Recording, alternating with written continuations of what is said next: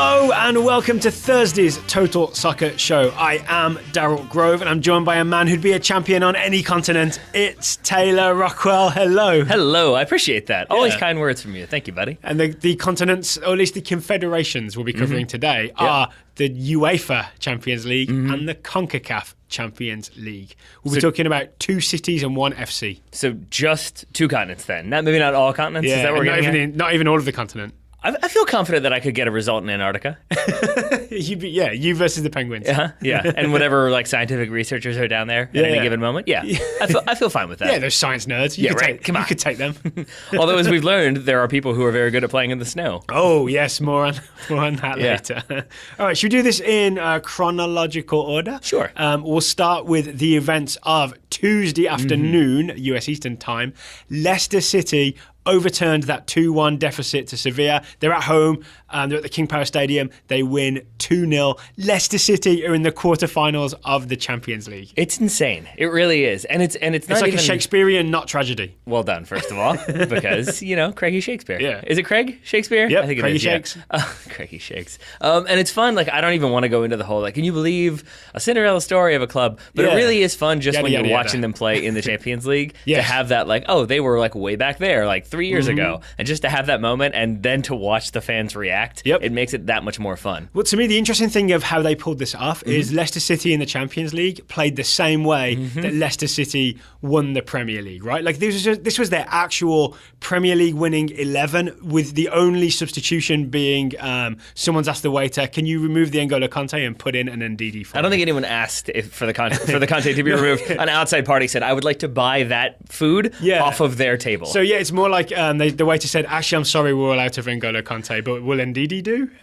So Ndidi's like the Pepsi, maybe? I still like my analogy of it being set in front of you and then a wealthy patron across the room being like, I will spend 3 times the amount that he paid for that in order to have that last entree. Yeah, exactly. And then you had to get your second choice. So it was a very classic Leicester City performance in the way we think of Leicester City, in that they sort of defended aggressively. They had a defensive midfielder doing sort of heroic things, and they hit quickly on the break and sort of never gave up. And there was a bit of violence involved as well. Yeah, of course. Yeah. I mean, I think even to the extent that there was some nervy moments in the very beginning when Samir Nasri almost put Sevilla ahead inside of 4 minutes. But then you had the kind of definitive Leicester of, I think Sevilla have the ball, they turn it over in Leicester's 18. Yep. And then it's I think it's Danny Drinkwater takes 3 touches, clears all the way up the field to Jamie Vardy, who flicks it on for himself. Yes. And then they're away. He ends up forcing a throw in. What's more foxes than Jamie Vardy on the right wing receiving a long ball? Yeah. And there's that. And then I think a couple minutes after that is when Ndidi chases a player down, knocks him off the ball, wins it, turns and transitions. Yep. And it's just sort of that sort of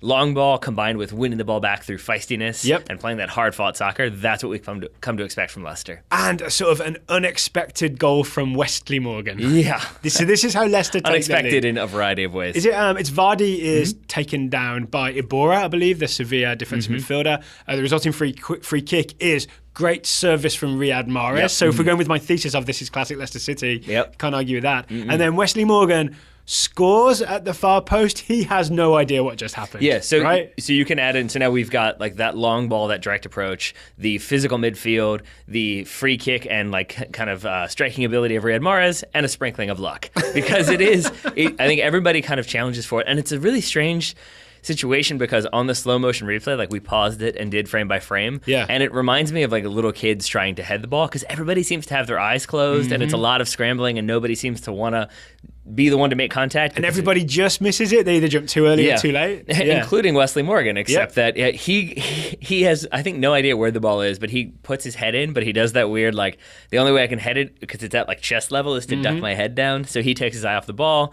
Luckily, his knee doesn't take its eye off the ball because it goes off of Wes Morgan's knee into the goal. That's what's weird, right? He makes the header motion, but it hits his knee. Yes. Yeah. That's what makes it very an optical illusion almost when you watch it. And then he celebrates. It's an Escher goal. He celebrates pretty sheepishly. Nicely done. Celebrates sheepishly, almost as though he doesn't really want the credit. Just kidding. He absolutely celebrates hard and does, I think, a Captain Morgan's reference, which is good in the sense that that's his nickname, slightly worrying in the sense that he has that commercial deal where he has to pose as Captain Morgan at times and order shots in the bar. Captain's Morgan rum, not an official UEFA Champions League sponsor. I don't believe so. Yeah, which is probably why he couldn't say it by name. He just had to act it out. He's very good at categories. Commercial charades. Also worth noting, the ball from Riyad Mahrez, we figure is probably the reason no one could get to it. It was just like whipped in that very dangerous way. You know what I'm saying? Yeah. I'm sorry, I'm stuck in my head now. Is categories the one where you acted out, or is it charade? I mean, I know charades is. I think categories is like you have to act out 5 at once, but it's been a while since I've last never heard played. of categories. Well, there you go. All right. You should have been a child in the 90s. I was, just not in Richmond, Virginia. That could be. Yes. Should we talk about the second goal as well then? Leicester make it 2-0, which is when Sevilla really start to panic, right? It is a goal from Mark Albrighton, another unsung hero, I feel like. He was definitely like the fifth wheel in the legends of 2015-16. Yeah, I think so. He kind of like doesn't get a lot of credit, doesn't get a lot of recognition. I don't think made the England roster this time around. It's tough to say because they did have some new and less known names included. But we'd have to go pretty deep on the England roster to get to Mark Albrighton when we have so many wingers on that England roster. This is very true. Right? Including guys like Raheem Sterling. There's Albrighton is not in that category, and yet here he is scoring a magnificent goal in the Champions League. What does he do? He chests it, settles it, and then kind of carefully volleys it into he really picks his corner, volleys it in. The question I had was, how does he have that much time to do it against a Sevilla defence that's normally on things like that in a flash? And it's essentially because Shinji Okazaki gets the ball at the top of the box. The sixth wheel. Yeah. Turns and shoots, and it's blocked, and it goes out into the right-hand channel. Okazaki goes to chase it down, and basically he is followed by, I can't remember if it's Nzonzi or Ibora, but either way, basically, space is created in the middle because Okazaki vacates, and Albrighton just kind of drifts into it, and then stays in that channel, stays unmarked. No one on Sevilla seems to notice him until he has chested the ball. And by then, it's Nzonzi, I think, is the first to notice and react. He's 10 yards away or so. By the time he can get there, that ball's already struck, and it's pretty much already in the back of the net. So here's what I learned. If you have, say, you think you've got a table for your friends, you got it secure. If you leave that table for 10 seconds, Mark Albrighton will come and sit down. Because he snuck into the space that Okazaki only just vacated. We're sticking with the restaurant analogies, huh? Yeah, I guess so. It was very, very clever on Albrighton's part. Absolutely. Because you see him, he's walking. No, he knows no one's marking him. As soon as Okazaki sprints, he knows there's going to be a gap because everyone's going to follow Okazaki. Albrighton's there instead. So, sneaky clever from Albrighton. The question is, sneaky clever from Jamie Vardy? It's cheating, right? So Vardy gets Nasri sent off, if you haven't seen this. They both get Vardy pushes him twice. Then they sort of square up to each other and do did they even touch heads? I'm not even sure they touch heads. Vardy goes down as if he's been headbutted. Both players get a yellow card. Nasri already has a yellow card from early on when he tackled Ndidi. Therefore, Nasri gets sent off. Right.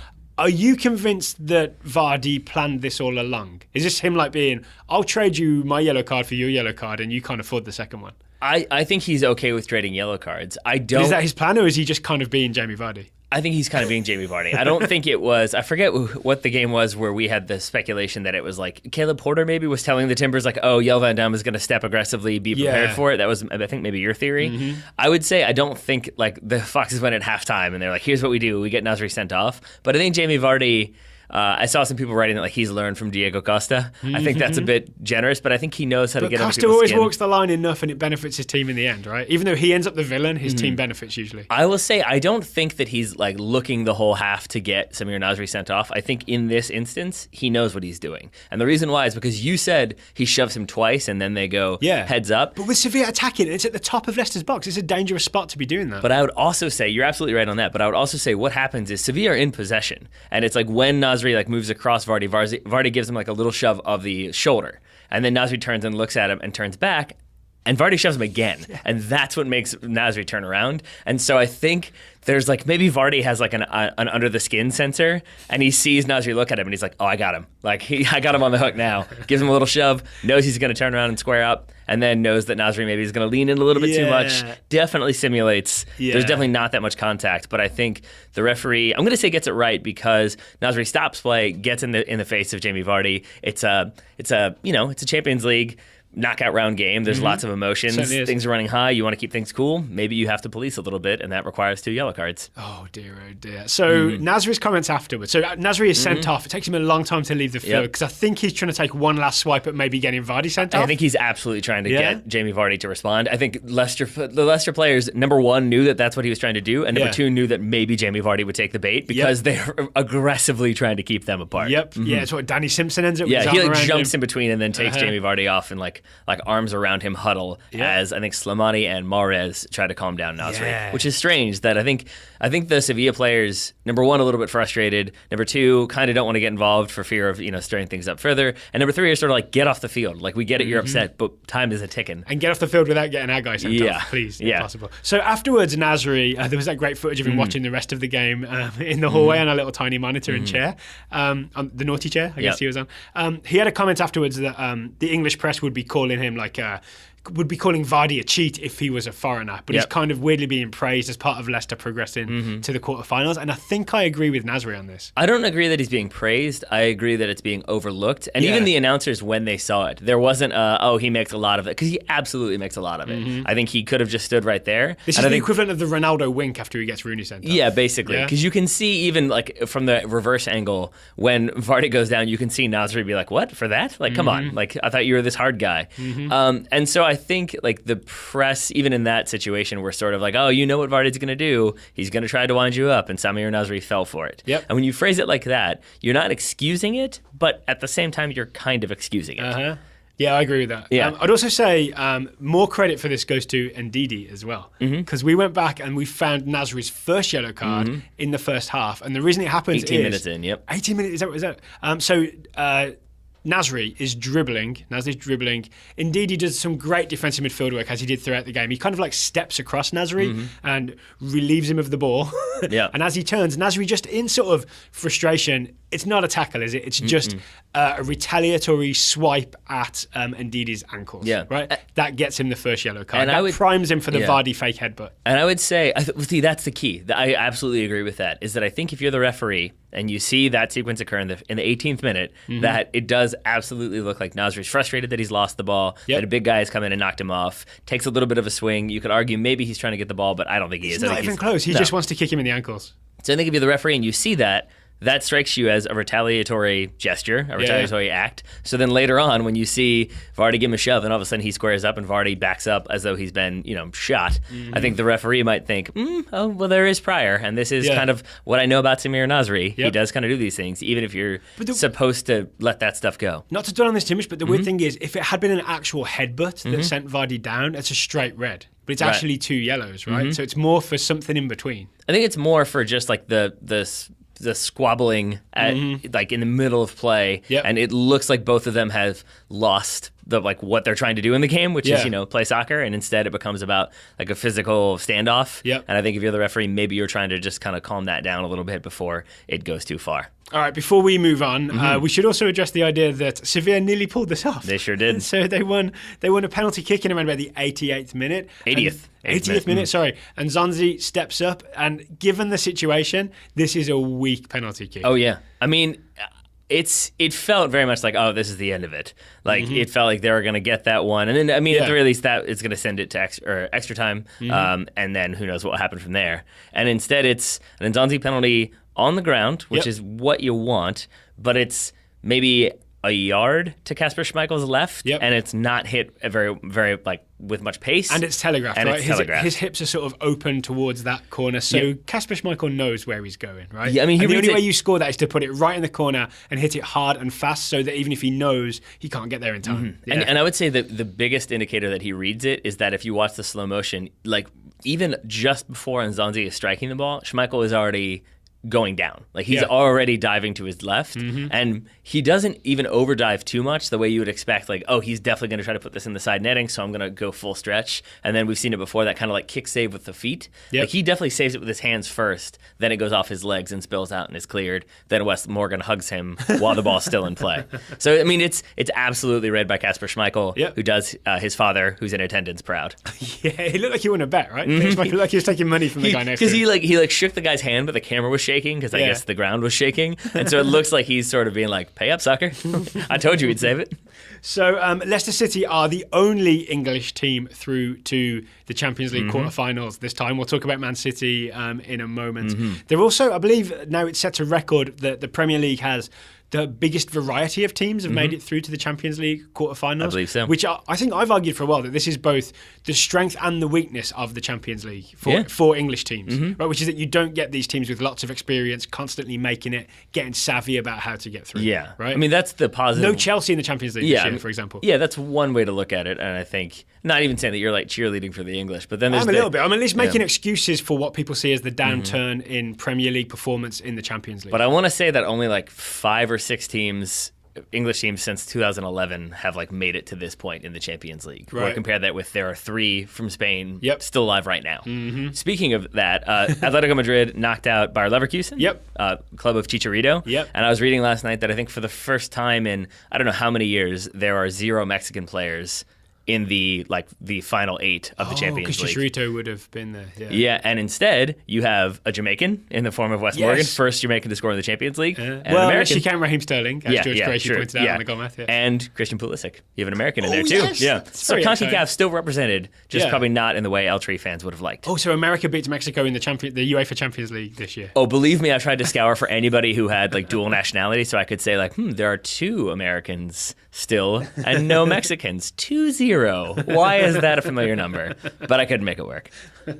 All right, we're going to talk Man City Monaco. We're going to talk FC Dallas Pachuca. But first, we should let you know today's Total Soccer Show is sponsored by FUTCHI, makers of the lovely engineered soccer rebounder. That's right. FUTCHI combines soccer and squash. It lets you play by yourself to improve your skills or play with your friends to improve everyone else's skills. Who knows? And in the case of one video we got, it improves your all-weather abilities. So we were saying we couldn't play in the snow.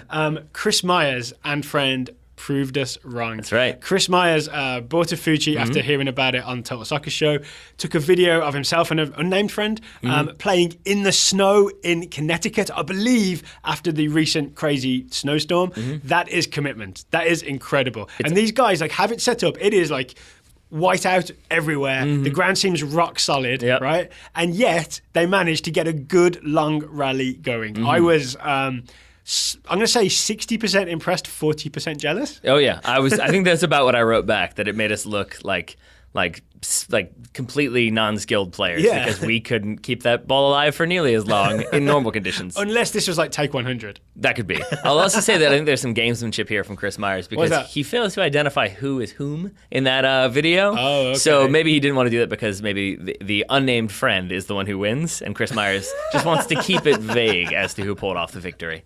Either way, FUTCHI and snow looks like a good time. Yeah. Maybe we'll still have some opportunities as we get towards April. I don't know. It's been cold this week. Let's play in the sunshine. All right, that's fine with me. But if you have bought a FUTCHI, as Chris did recently, please just let us know where you play. Where do you set up your FUTCHI, and how does it go for you? I think someone was it Jonathan Myers was giving me Jonathan Holmgren. Sorry, Jonathan Holmgren was giving me. Attitude. Let's call it attitude for saying that you might play in your back garden. Yeah. Do you remember this on Twitter? At the time you said it, I was like, should I give him stick for saying play in the garden? Jonathan would do it but I knew what you meant. I meant backyard. Yeah. I meant backyard. Yeah. So do you play in your backyard? Do you take it to a park? Do you take it to the tundras of Connecticut? You kind of turned into Dr. Seuss there. Do you play it in a park? Do you play it on a shark? Do you play it in the light? Do you play it in the dark? Email us contact@totalsoccershow.com. Let us know where you play FUTCHI. And if you'd like to buy a FUTCHI, Taylor, how would one do such a thing? You can go to their direct link, which we're going to put in the show notes because it's longer, but it sends you right to the product itself. Yeah, so you get a direct look at it. Yeah, and then if you decide to buy one, you can use the promo code TSS2017 to get the largest discount you can get. It is the biggest discount you can get on a FUTCHI. You can take a look at www.playfuchi.com, or if you click the link in the show notes, as Taylor said, it will take you directly to the product page. And the coupon again is TSS2017. Thank you to everybody who has purchased a FUTCHI so far. Thank you to Chris Myers for sending in that video. Thank you to FUTCHI for sponsoring the show. Now on with Champions League. Oh, yeah. For the second of 3 times. Okay, we'll do UEFA Champions League again. That works for me. We'll do Man City losing away to Monaco despite the 5-3 first leg lead. So what is it, 3-1 in Monaco? Yep. Monaco go through, Man City go out. Guardiola out in the round of 16, I believe, for the first time ever. I believe that is correct. Oh, how did this happen, Taylor? I mean, I would say through Man City not showing up for the first 45 minutes, which is kind of an important thing when it comes to a knockout round game. Well, they did show up, but they showed up with, I want to say, a an ill-advised defensive scheme. Because even before this game kicked off, weren't you? Because we didn't watch this together live, right? But you were texting me, Clichy's a central defender today? Yeah. And I was like, no, Kollarov's a central defender today? It all went, it was classic, like, Guardiola believing anyone can play central defense. Yeah. I mean, and I think it ended up, that was going off of, like, the Fox, where they go through with the animated images. It ended up being, I believe, Clichy and Sagna as your outside backs, and then Kollarov and Well, I'll tell you what it Stones was. in the middle. It's complicated. It's essentially, again, it's two formations, right? It's when Man City are attacking, it was Kolarov in the centre of a back three, Clichy on the left and John Stones on the right when they're attacking. And there's like four midfielders and then two attackers and then Sergio Aguero up top. And then when they're defending, it's a back four with Bakary Sagna coming in to play right Exactly, back. because the key thing there was that when they drop into that back three with Stones on the right, that means Sagna has come inside to kind of help out Fernandinho in the middle. So it becomes like 3 and a 2. Yep. And I'm confident that all of this is a bad idea.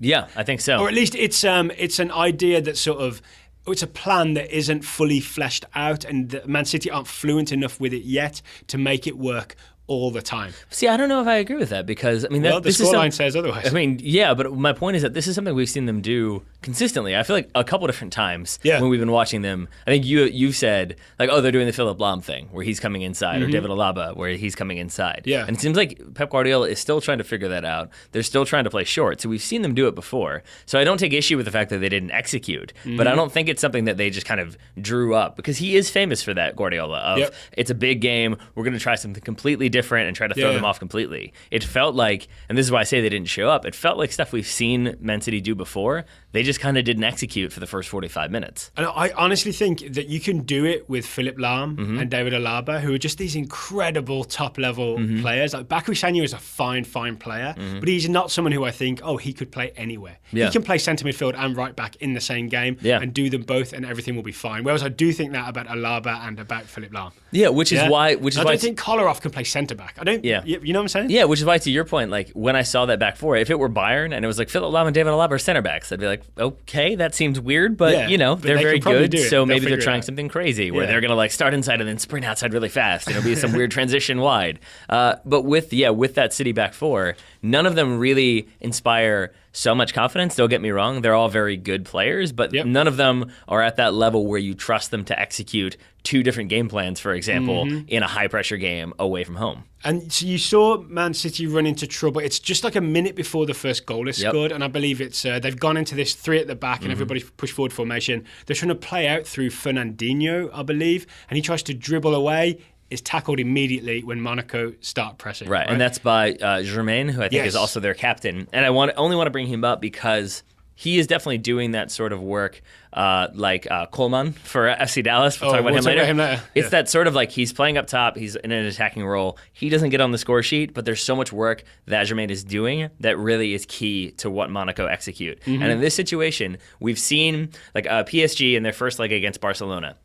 They knew Barcelona want to play short on the goal kicks, so they've got everybody pressed up so that you kind of can't play through the middle. I felt like what Monaco were doing at times was cutting off options so that Man City had to play to Fernandinho and then basically crashing on him and forcing him to make bad decisions. And he did that routinely. And that's what this play comes from. Basically, he tries to dribble because he has no passing options.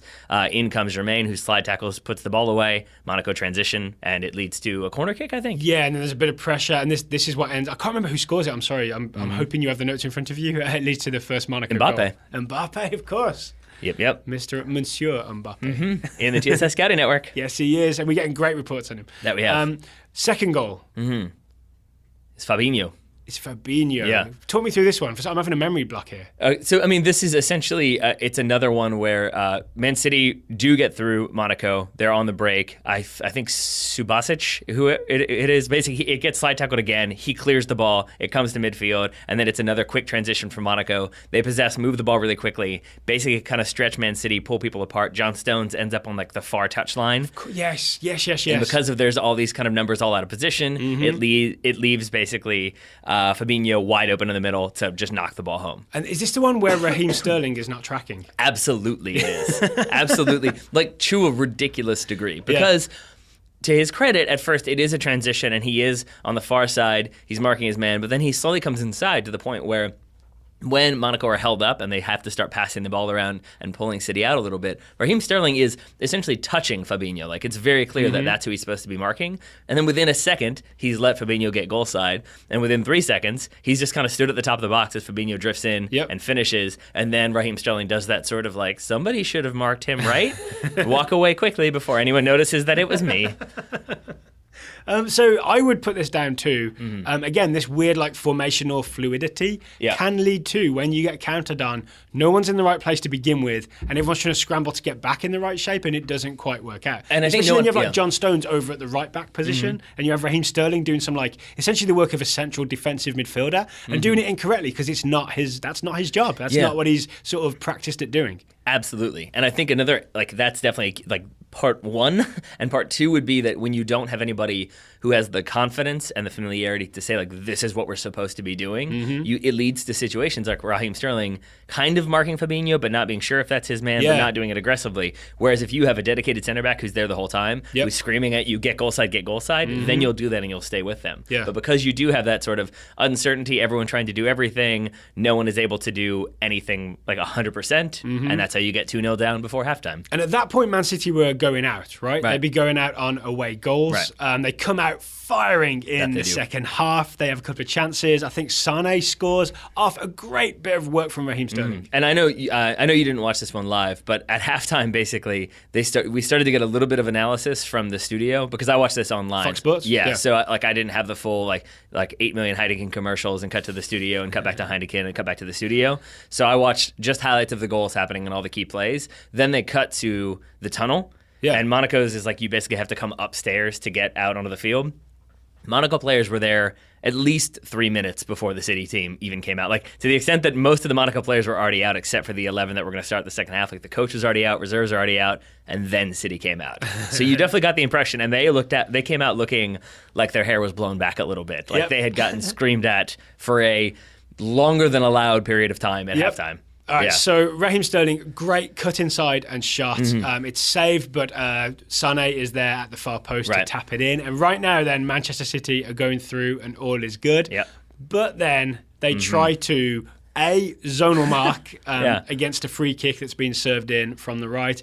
And B, they do it like really, really high. I actually think I saw a bit of analysis in the Fox Sports studio about this. They were very upset about it being like 22, 23 yards from goal, setting your line there. Both of those things are problematic. 23.8 or something like that. Oh, they measure it. Or it's 22.8 because they were trying to, like, I feel like I understood exactly what they were doing, and it was good of them to point out that the obvious line you hold there is the 18. Yeah. And what you know why? Because it's painted in a straight line, and then everybody can hold the line easily because everybody can see a literal line beneath your feet. And I think that's the key point that, like, you really have to hammer home there, because when you're like, it was 22.8 versus 18, it's like, I mean, come on, is that big of a deal? And it isn't necessarily. I mean, obviously it gives people more space to run into, especially when you're marking zonally, so you're not going to be like slowing up those runs and knocking people off their like intended trajectories. But more to the point is that you don't have that line to say like, yep, I'm in the exact right position. I am definitely not holding somebody on. And what you do have, I mean, people might disagree with us thinking this is a big deal. What you actually have is that semicircle, the D at the top of the area, and you're trying to hold a straight line on that. That's a really hard reference point. You've got to ignore that that's there, and you've got to like look at your teammates to try and hold the line, right? Right, because even if you hold the 18, you can look down and then look right back up. You don't have to look across. You don't have to make sure that everybody's where they need to be. Everyone knows the plan. Everyone knows stand on the 18-yard line. But if you are the person on the far left near where the free kick's being taken, and you want to make sure that everybody's holding the line, and you take a step to like open up and lean back and look, and then that ball comes, now you've given everybody a yard to be onside. And here's the other mistake for me with this goal. Bakayoko scores it, right? The other mistake for me with this goal is if you're going to zonal mark, which is what they were doing, then we've talked about this before, I don't want to go over it all over again, but the point of zonal marking instead of man marking is that you are aggressive and you attack the ball. Right? And the point of having a high line is that you stay, you keep the line high, and you catch them offside.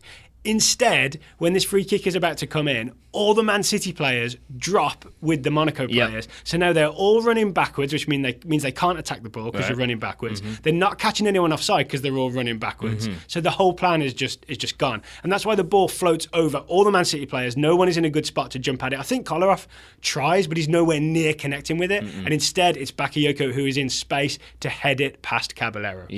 And I really do think here, and I'm sorry, this is going to be really vague, I apologize, but I heard like an ex-pro talking about somebody in Europe who's scoring a bunch of goals, I think it was, who was basically saying, I think it was a Mexican player who was saying like if he were playing in Liga MX, he wouldn't be able to score because we're much more physical. And we would knock him around, like he wouldn't be able to get those clear headers. Yeah. And that's what I was saying here. If you're man marking, even if I'm marking you, like you're bigger and stronger and faster or whatever, like you can get by me. But if I like give you a tug of the jersey, it's going to slow you down a little bit. It's going to have to make you react to that. Right, and then you've even got to adjust. It's like having a strong wind against you, right? You've got to adjust your jump to compensate for the jersey being pulled. Yeah. But in this case, Bakayoko Ono, like he's I've added Ono on the end of that one for a reason. He basically is completely unmarked, and he's able to just kind of watch the ball the whole way. He doesn't get touched, he doesn't get shoved around, and so he's able to put it in the back of the net. I say Bakayoko Ono because it was my favorite joke I saw on Reddit, was you should change it from Bakayoko to Bakayoko Ono because of the way he broke apart a British group.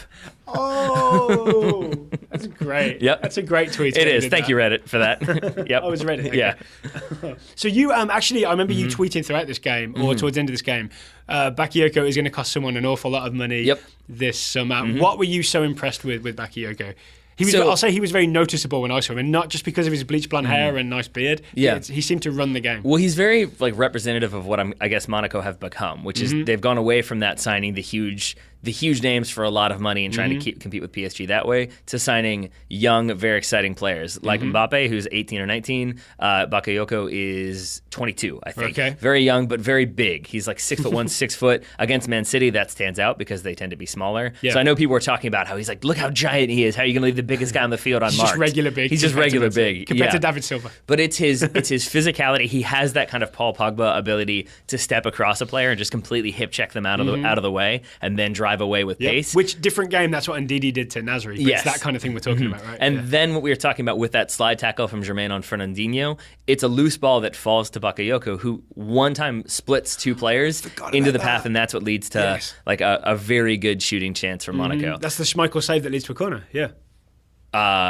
Not Schmeichel Caballero. But sorry, yes. I was like, wait, I was still in the other game. Something didn't seem right. Yeah, he basically. I'm back in Monaco now. He splits two defenders, plays in Mbappe, who shoots, and it's a save by Caballero. Yeah. But like, it's just that ability to be physical, be strong, like get on the end of crossed balls, be fast, but then pick out those inch perfect passes. He's just a very all around player, and I think will be very attractive for any number of teams in the summer. Physicality plus finesse is what we're talking about. Power and finesse. It's always important. Before we move on, can we talk a little bit about Pep Guardiola? Sure. He said before this game, like, the only way I know how to play is to attack. Yeah. And we have to score goals in this game, so we're going to go out and we're going to attack. And we saw what happened. They lost 3-1. They are out. I kind of think I agree with some of the headlines that say Guardiola needs a plan B. And his response is always, I have plan A, and plan A is won like X number of titles in X number of years. And when he says it, the number of titles is always more than the number of years, right? But after this year, that number might start going down. The ratio might start changing. It might. I think what's going to start changing is the names that he has on his squad. That would be my guess. Okay. Because I think what he's tried to do is, even though City definitely spent some money in the summer, I think he tried to say, like, I'm going to stick with mostly like the parts that I inherited. I'm not going to sign a bunch of center backs and make things work. Like Sanya and Kolarov and Clichy. These are all guys he inherited, right? Yeah, and so I think he's trying to stick with them. And again, definitely spent money, don't get me wrong. But I think it was a lot of them, like Leroy Sané, for example, I believe was agreed to before Guardiola was is that right? like actually had taken charge. Now that might have been he said, I want this guy when it was announced in between him like leaving Bayern Munich. Yeah, because it was the worst kept secret in football for a while. Yeah, but I think what will happen is this offseason they will reinforce, and it will be like, okay, these guys definitely can't play the way I want them to play. I'm going to bring in the players who can. Maybe Bakayoko amongst them. So he's just going to, that'd be exciting. So he's just going to keep making plan A better and stronger and better, right? As opposed to having a defensive look for when they need to defend a 5-3 lead. I think so, but while at the same time sort of like doing the thing that coaches tend to do, where it's like, oh, this is like it's Bruce Arena saying we're going to do this, and then they walk out there and it's like, oh no, that's not what they're doing. Like he led you one way to send you another. Yeah. And I could easily see Guardiola saying like, yeah, I'm never going to change. It's always going to be attack. And then all of a sudden one game he's in a very defensive shape, just because. But it hasn't happened yet, right? No. And that's actually one of the things I enjoy about Guardiola. Like, I think he would have had more chance of going through to the quarterfinals here if he had a defensive setup of some sort, at least to fall back on at some point during the game, maybe when they after the Sané goal. But I do kind of like that he's very true to his principles. And if everybody was like this, football would be amazing. Every game would be 5-3 instead of like some Mourinho-ish results. But I still think you can make the argument that personnel dictates principles in this situation, because you can say, like, he said I think right after the end of the first leg, which City won 5-3, like, we have to score or we're not going to go through. Yeah. Right? And I feel like that was both a sign that he's going to play attacking soccer, and even when they scored, you could see they cut to him on the sidelines and he was telling everybody, push forward, push forward, be aggressive. But I think that's more of a condemnation of the defenders that we've already talked about, and how he looks at that and thinks, I don't really trust you guys to play 90 minutes of defensive soccer. Yeah. We better go forward and get some goals and keep possession, keep Monaco on their heels, otherwise we're going to be in trouble. And when they showed up, Man City on their heels and not really executing that game plan, you see what happens. Okay. All right. Should we move continents? Sure. Or at least confederations? Sure. So we're going to shift to the CONCACAF Champions League. The reason we were excited about this game is it was FC Dallas in the semi-final of CONCACAF Champions League against Pachuca, where Omar Gonzalez, US men's national team roster member, plays. So we got to get a good look at several US men's national team players. Plus, we got to see an MLS team with a shot at making it to the CONCACAF Champions League final, which has really become the sort of the holy grail for Major League Soccer teams in recent years. Right? Yes. It'll be when they finally win it, it'll be sort of, okay, MLS has like at least taken that step where they can be on something resembling level ground with Liga MX, right? It won't guarantee it, but it'll mean we can compete at some level. I'm pretty sure the Liga MX fans will still say they're not on equal footing, but yes, I see your point. And they'd probably be right, but at least MLS fans would have an argument and we'd have some sign of progress for Major League Soccer. Okay, so spoiler alert, it was the first leg, it was in Dallas. Dallas won 2-1 despite going down early. Really interesting game with some really interesting performances. Yes, sir. What do you want to start with? I guess we should start with the first goal, because what happened is Pachuca came out firing, and they go up 1-0 within, 3 or 4 minutes from Yara. This goal is interesting because it features someone who is a candidate for the Total Soccer Show Scouting Network, who had an amazing game. Aguirre for Pachuca. It features a right-back who gets burned, Grania, right? And there was a sign of things to come for the entire game. It also features, I want to say, something resembling a mistake for Dallas centre-back Matt Hedges, who was a US men's national team hopeful. Yes. So I don't even know where to start. Maybe we should start on the left wing with Erick Aguirre with the ball at his feet. Yeah, and I mean, Aguirre with the ball at his feet, it's another example of a midfielder who knows what they're doing in terms of their technical ability, because he's not looking down, he's not looking at the ball, he's looking at the defender and trying to read Grania. And he does that a number of times throughout this game. Basically. This is the Ronaldo thing we talked about, right? The Nagby thing, where you don't look at the ball, you look at the defender's feet and you're looking for opportunities to exploit. And as soon as they're there, you cut, you throw them off balance, you get away from him. That's exactly what Aguirre does. He gets to the touchline, keeps the ball in, but just barely, and so he's clearly like trying to look for something to do with it, because he is literally on the touchline about to dribble out of bounds. And he does kind of an outside of the foot Trivela pass. Yeah, it's a Jordan Morris pass. To Yara, who thighs it, I think, past Grezzo, and then volleys it past two different Dallas players really and the goalkeeper. But the guy we were watching, or at least the guy I was watching in this play, is Matt Hedges.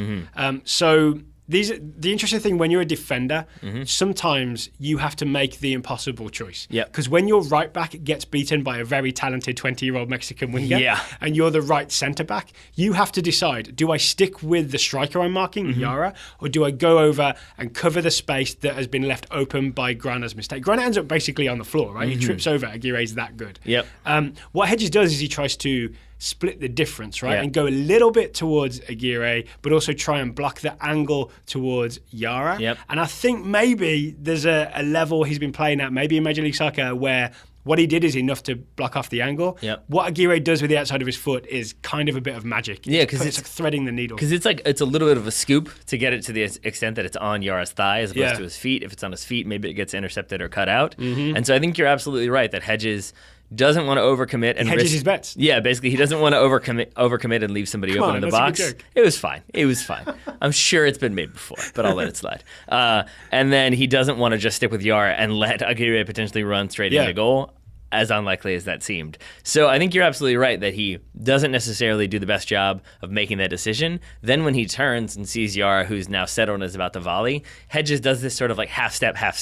And he doesn't really put Yara under pressure, nor does Walker Zimmerman. They both kind of stand off and do this kind of half, like, oh, I'm going to put my foot in front and try to block it, rather than make it really difficult for you to shoot. And in their defense, it's tough to react to, right? Yeah, because Goretzka sort of tries to go for the header and Yara beats him to it, and I think thighs it like around him, sort of. Yeah. But I think if Hedges could have this moment again, I would guarantee he would just charge down Aguirre and cut that out at the source. Yeah, I think that's a safe thing to say. And I think that's what goalkeeper Chris Seitz was asking him to do, because he kind of swears at Matt Hedges with afterwards. some expletives. Yeah, I think it's more like it looks worse than it probably was, because I think it was more like, come on, guys, but it was a little more animated, a little more cursy than that. Yes. And I think that this is a good example of, like, this is so like such a John Madden thing of like, here's a reason why you don't want to get scored on in the first 3 minutes. That's an obvious thing, but it really, you can see how rattled Dallas were as a result, that for the next 20 or 25 minutes, it's mostly Pachuca. It's Dallas kicking it long,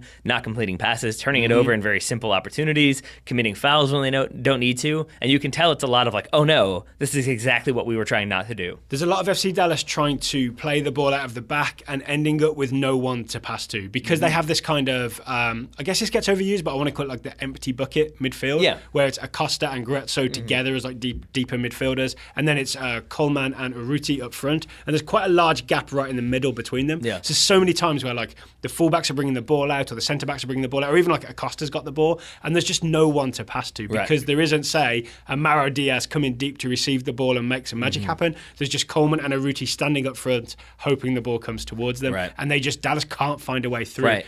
And even when they are able to get the ball forward successfully, what then happens is it tends to be either a long ball or somebody on the wing picks it up and drives forward. And then when they cut back, because suddenly there's 4 Pachuca defenders in front of them, it's a 40-yard gap between them and the next player. And so then they have to kind of dribble around and wait. It doesn't lead to that many cohesive attacks. But go ahead. I was going to say, and also Pachuca know what's up, and they keep aiming. When they get the ball back, they aim for Grana. Isn't what, a 30-ish-year-old Argentinian right back who's up against this 20-year-old Aguirre, who has him for pace, has him for skills, has him for confidence. He's just absolutely got him, and he's ready to exploit him, and they all know it. To put it like, this is the best way I can explain it. We knew, like, we watched this game again in studio today. We knew the scoreline. We knew everything that happened. When Aguirre got the ball, I was still like, oh no, like this isn't good. Like I was just expecting to score 5 in this play. I was worried.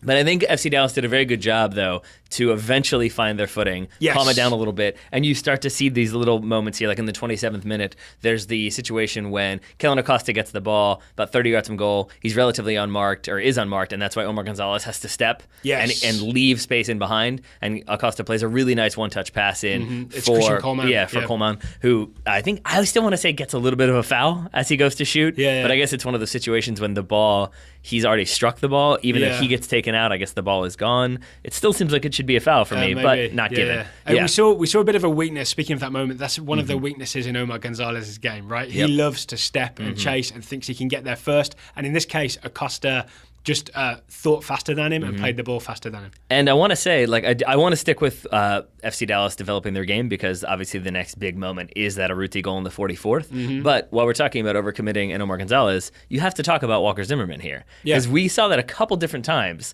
that it was the same thing. It was that sort of like trying to use athleticism to knock a player off the ball or to beat into the ball, or even just kind of make that slide tackle. And in each one of those scenarios, we saw him lose out. And one time I think he concedes a foul. One time I think he draws a foul for a high kick, but easily could have been flicked over him, and then that player's in on goal. Absolutely. And one time he just misses the slide tackle. So it felt a little bit like maybe Dallas were still not quite as comfortable as we've seen them be in the back. And much as I really do enjoy Hedges and Zimmerman, Hegeman, as we call them, I think this game was an illustration of why guys like John Brooks and Jeff Cameron are ahead of them in the pecking order for the US men's national team. Doesn't mean they're bad players, it just means they're young defenders. Both of these guys, I believe, are like under 25, right? So there's a long way to go in a central defensive career before you get that wily veteran. Wily veteran, Do you know what I mean? But it's coming. Don't worry, it's coming. And speaking of don't worry, it's coming, Dallas fans, don't worry, because a goal came in the 44th, as I said. It did. So before we talk about the goal, one of the things Dallas did do, I think, to figure things out was to have Christian Coleman start coming a little bit deeper and showing for the ball and like filling that sort of attacking midfielder space so that Kellyn Acosta had someone to pass to. Yeah, because there were times in the first half when you would see Acosta like literally put his foot on the ball and put his hands up in the air like, guys, I got nothing here. And you would just see a lot. It was a lot of ponderous 2 touches, 3 touches, 4 touches, 5 touches, and then drop it back to the center backs. 2 touches, 3 touches, 4 touches, 5 touches, play it to another center back. It was just very slow and not able to link stuff together. As Coleman starts to drop, you get more numbers in the middle. You can play through. He's the link, you start to get opportunities. He's the connector. Yeah, I really liked it. He's the very unsung connector. Yeah. And the goal eventually comes in his one shining moment of glory. Grana overlaps Barrios. It's a great overlap. The right back Grana it's a magnificent overlap on Barrios, right? And I think this is probably why he's in the team, not for his defensive one-on-one skills. Oh, you think? For his overlapping skills. Gets down the wing and swings in a really nice cross, I want to say. So full credit to Grana, who's had a nightmare of a day but still does this. So good job. The keeper, Blanco, comes out, just punches the ball down into the ground, and it lands to Urruti, and that's why Urruti's there to score these poachery goals. He just bangs it in. He does. But I think, and this is where I say a big amount of credit has to go to Coleman, because he makes a very intelligent near post run. He stays on side, but he pulls both the center backs with him. So Gonzalez and Murillo. He's in between the two. So Murillo is trying to kind of protect that near post. That's where Coleman goes. So Gonzalez goes with him. So that all of a sudden you have 3 people at the near post. It kind of screens Blanco a little bit. So I think he sees that cross late, Blanco being Pachuca's goalkeeper. So that's why I think he's slow. I think he easily could have caught it or punched it with much more authority. But because he reacts late, he's only able to kind of barely get a hand to it. And that's why it essentially spills to Urruti rather than goes over Urruti's head. I still want to call it a mistake, though, because he just pats it down into Urruti's path. Right? I think that's fair. I mean, and I think that's also maybe shaped by the fact that the free kick goal from Kellyn Acosta later on, definitely some mistake there from Blanco. All right, shall we switch to that then? Because this is Dallas's second goal. This is what makes it 2-1. It is a free kick from Kellyn Acosta. I believe it's won by either Urruti or Coleman. Dallas essentially just going long to one of the strikers and winning the free kick. Just if you can picture this, Kellyn Acosta sort of bends it around the wall, puts it kind of in the top. It's like a round over. It's kind of strange. It's tough to say. It's made very easy by the fact that Blanco, the Pachuca goalkeeper, chooses to crouch down almost so his butt is touching the floor. He's that low to the floor in preparation for the free kick. And it's almost like daring Acosta to see if he can put it high. It felt like he didn't skip leg day and has been doing squats, and he's like, see how low I can go? This is where I'm going to start, just to show off. Acosta's like Michelle Obama. Acosta says, right, you go low, I go high. Puts it top right. And Blanco dives for it full stretch and almost gets there, which says if he'd been standing up, he probably would have just caught it. But also, it wasn't even top right. It was like top right center-ish. Yes. And so like the fact that he is at full stretch dive and still doesn't get a hand to it shows how bad, maybe not his positioning, but just his like stance to begin with. Yeah. Because if you're diving and you don't get a ball that's in the like more or less middle of the goal, not great as a goalkeeper. Nope. Not great. Bad starting position. But very good strike from Kellyn Acosta. I don't want to take anything away from that. It's not technically perfect, right? Because it doesn't like bend in the very top right corner, postage stamp and all that. But it is like great opportunism, I think, because I've got to think Acosta sees Blanco crouching down like mid-squat, mid-burpee, whatever he's doing, and just thinks, all right, if you're going to give me that massive hole, I'm going to put the ball straight in it. Yeah. I think that's a fair summary. And that's Acosta's 100th goal of the season, I believe, so far. Oh, yeah, is that what you're doing there? Yeah, adding some numbers up real fast, are you? It's 3 in the CONCACAF Champions League and 1 in MLS, so 4 already. Okay, yeah, cool. Good stuff. I think we might have said MLS, not overall. Oh, yeah, no, we did. No, this isn't about my specific edition. Sure, I'm just talking about the good season that Kellyn Acosta's having, and a reminder that he is in the US men's national team roster for the game against Honduras. Can't wait to see him at right back. It's going to be great. It's not impossible, is it? It's not going to happen. That better not happen. I will be very disappointed. I will too. And I think while we're talking about disappointment, I think FC Dallas fans might be a little bit disappointed because they had more opportunities as the game progressed. Yes. And actually, before we even get to the big one, I wanted to ask this of FC Dallas fans or people who watch FC Dallas continuously. I asked about Kaká with Orlando City because I was curious how people feel about him. Yep. And the 100% response was Orlando fans love him. That he's very important to their attack. Those emails. He's been very good about like helping Kyle Larin develop into the player he is. That he's very good for the city and for the club overall. People love him. Yep. I'm curious to see how FC Dallas fans feel about Maximiliano Urruti. I think that's what it is, right? Well, Maxi Urruti is the simpler way to put it. because he gets the goal. He's very lively. He's very dynamic. He draws fouls. He creates chances. But he also shoots a lot. And I know that's what you want from a forward. Yeah. But there were many moments when he easily could have squared the ball to somebody who was open at the top of the box. He could have played the ball through for a nice run-on. It's going to be like a low-driven cross across the top of the box or across the top of the six.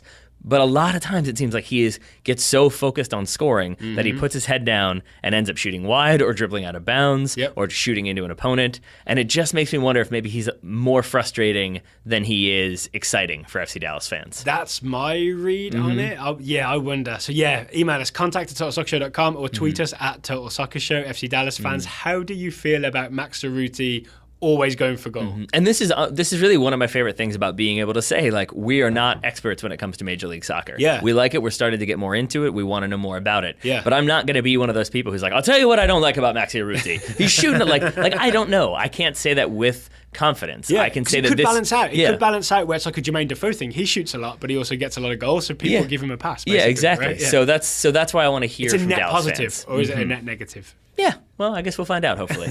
Well, so here's the other thing about this game. Okay, there is going to be a second leg. Yep. The second leg is going to be Pachuca at home.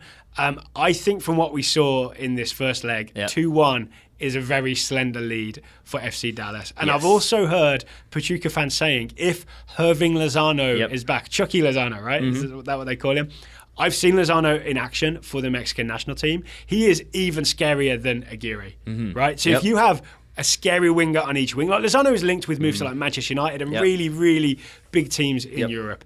If those guys are up against you in the second leg, then I think it's going to be a really big ask for FC Dallas. Again, as I said on Goalmouth this morning, they have not lost at home in 25 games. So maybe, but that's it. Dallas only need the draw. So who knows? And if Dallas can get their shooting boots on, and I'm looking in your direction, Guillen, I think it is. That was the big miss in the 94th minute where he's played in, and his first touch is off of his other foot, so he can't take it cleanly. So if I remember correctly, Guillen comes in on the left wing. He does. For Lamar. In the 93rd minute. But in my head, Guillen's a defender. That's what I've heard. So is this a kind of like what did I call it? A Ryan Bertrand situation where you're just putting a defender in to see out the game? I think probably and kill off some time as well with that substitution. You don't expect him to be on the end of a through-off or a counterattack. Yeah, but what you end up doing is like putting a defender in a bad spot where a more attacking player might have capitalised and you might have a 3-1 lead to take to Pachuca. Either way, 2-1. At least they've got the lead heading to Pachuca. Yeah. So FC Dallas can maybe try to bunker, or they can pull a Pep Guardiola and try to attack. I think we shall see. Either way, we'll be watching, right? And I want to say, at this point, I feel like maybe we have to apologize to another group of MLS fans. Vancouver? Because FC Dallas are not the only MLS team in the CONCACAF Champions League. Vancouver are as well. Things looking slightly less rosy for Vancouver, What's though. the score for Vancouver? Tigres played at home, 2-0 to Tigres, heading back to Vancouver. Not impossible. Not impossible. It was an own goal from kind of Waston and then a goal from Vargas in the 87th. So it could have just been 1-0. That would have been good enough. Not good enough, but it would have been far more doable, I think, for Vancouver. That said, who knows? You got Kekute Mane in there. You got Alphonso Davies. You've got other very exciting players. All right, Time will tell. We'll have Total Soccer Show eyes on the second leg, and we hope to bring Montero and Brek-Shea. Brek-Shea with a terrible dive in that game. I have to mention that. Terrible dive from Brek-Shea. We'll bring you an exciting review of the second legs of those games. Before we close, I just want to mention the U20 World Cup draw was, 2 nights ago? The US is going to be... Shuffles papers in a group. Wait, with... I think I can do it. Okay, I can get 2 of them for sure. All right, Saudi Arabia. I'll buy you some time to think. So it's going to be in South Korea and it's going to be in May and June. And the USA, Taylor, is in a group with Saudi Arabia. Yes. Senegal. Yes. And I cannot remember the European team. Is it a There European isn't team? one. Oh, There is okay. not. Then who's the final team? Ecuador. Yep. US plays in this order. They play Ecuador first, 22nd of May, Senegal on the 25th of May, Saudi Arabia on the 28th of May. There we are. That's not a bad group draw for the United States. It is not. He said knowing nothing about the quality of various U20 teams. I'm basically going off like, okay, Argentina's U20s, they're going to be good. You want to avoid them. Yeah, I think that's a safe bet. Okay, so we'll be keeping track of who makes that roster, for example, because it might be a little different to the CONCACAF roster we saw. Will Parchman, friend of the show for Top Drawer Soccer, I believe it was, wrote a good article predicting who he thought should be in the U20s. Who did he say? Some very exciting names in there. Not Josh very many. Perez? Yes, not very many holdovers from the U20 team that just won the CONCACAF championship. Right. But yeah, it's like Jackson Ewell is in there, Josh Perez is in there.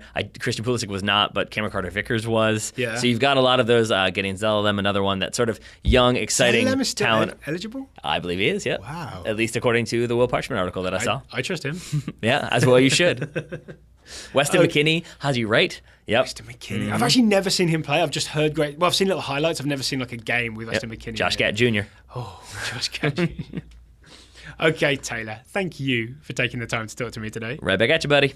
Listeners, we'll be back tomorrow with an interview with Richmond Kickers head coach and director of soccer, Lee Cowlishaw. We're going to talk Richmond Kickers, but we're also going to take like a wider lens on the USL and the operations of a USL team like the Richmond Kickers. So we hope it'll have appeal to a wider audience.